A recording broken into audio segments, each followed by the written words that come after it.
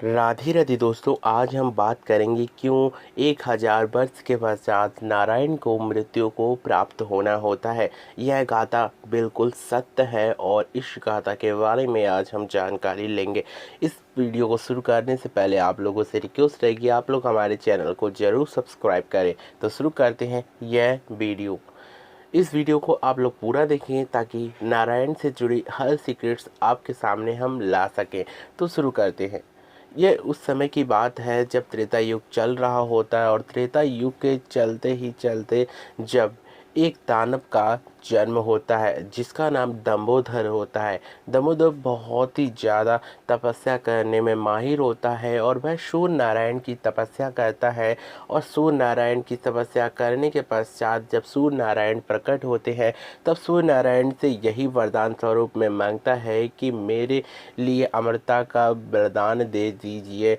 तब सूर्य नारायण से मना कर देते हैं और कहते हैं कि मैं तुम्हें अमरता का वरदान नहीं दे सकता हूँ, यानी कि अमर होने का वरदान तुम्हें नहीं दे सकता हूँ। तब सूर्य नारायण से वह कहने लगता है कि अगर आप मुझे अमर होने का वरदान नहीं दे सकते हैं तो मैं कुछ समय के लिए सोच सकता हूँ कि आपसे मैं क्या मांगूँ।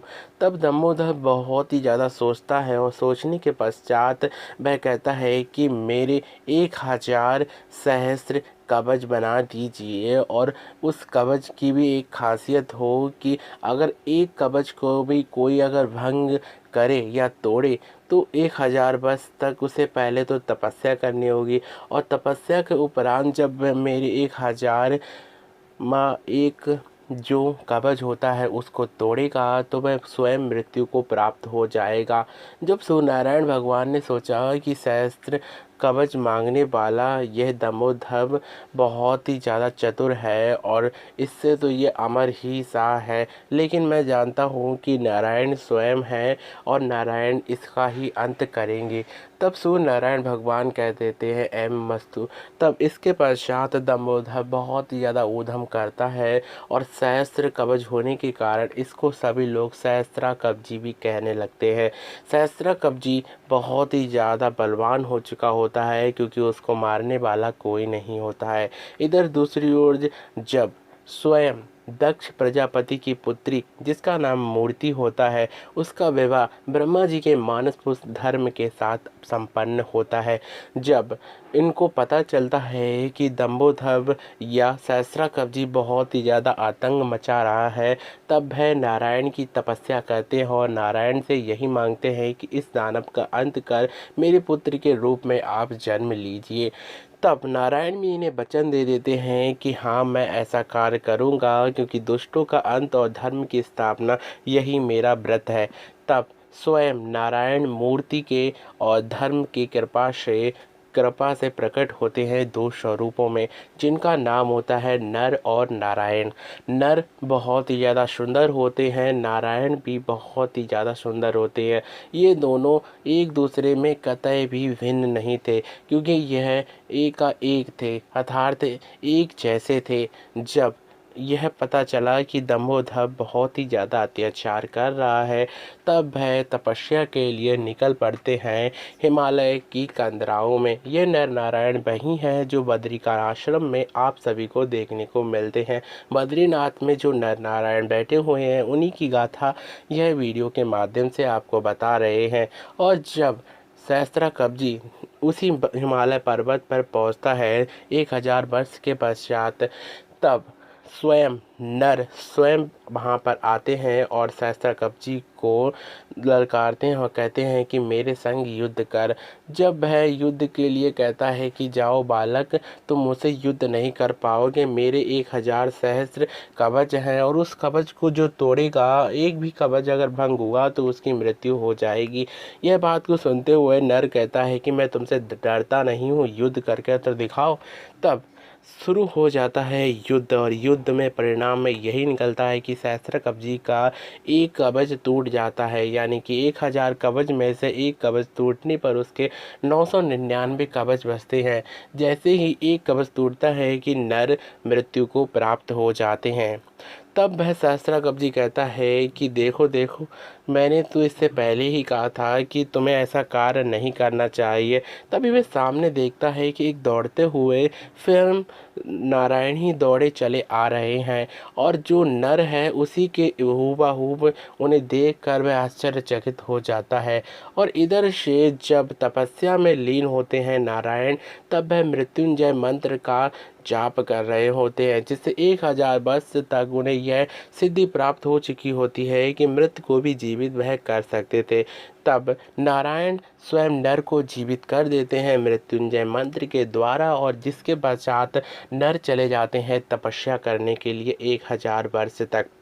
जब इधर से नारायण स्वयं सहस्त्रकवच का कवच तोड़ने के लिए युद्ध करते हैं, और युद्ध में जब वह दूसरा तोड़ देते हैं तो स्वयं नारायण भी मृत्यु को प्राप्त हो जाते हैं। नारायण जब मृत्यु को प्राप्त होते हैं तो फिर नारायण के जो बड़े भाई कहें या छोटे भाई कहें नर, वह दौड़े चले आते हैं और उन्हें स्वयं महादेव की कृपा से जीवित कर देते हैं। इधर से नारायण स्वयं तपस्या करने के लिए चले जाते हैं। तब नर स्वयं आते हैं और युद्ध करते हैं सहस्त्रकवच से। ऐसे सहस्त्रों वर्षों तक सहस्त्रकवच से युद्ध चलता है। एक बार नर को मृत्यु को प्राप्त होना पड़ जाता था तो दूसरी बार नारायण को। यह घटना घटते घटते घटते घटते नारायण और नर ने इतनी विजय प्राप्त कर ली कि सहस्त्रकवच के 999 कवच तोड़ दिए, अर्थात एक ही कवच रह गया। तब सहस्त्रकवच को समझ में आया कि अब मुझे कोई भी नहीं बचा सकता है, और वह भागते दौड़ते सूर्य नारायण के पास पहुंचा और सूर्य नारायण ने उसे बचा लिया। जिसके पश्चात नारायण कहते हैं कि उस दुष्ट को मेरे पास सौंप दो, मैंने 1000 वर्षों तक तपस्या की है और बार बार मृत्यु को प्राप्त हुआ हूँ। यह बात को सुनते हुए सूर्य नारायण कहते हैं कि यह मेरा भक्त है, इसलिए मैं इसे नहीं छोड़ सकता हूँ। तब नारायण स्वयं श्राप स्वरूप में कहते हैं कि जाइए, आपको भी मृत्यु को प्राप्त होना पड़ेगा और इस दुष्ट का आप जो संरक्षण कर रहे हैं और इसी के रूप में आपको जन्म लेना पड़ेगा।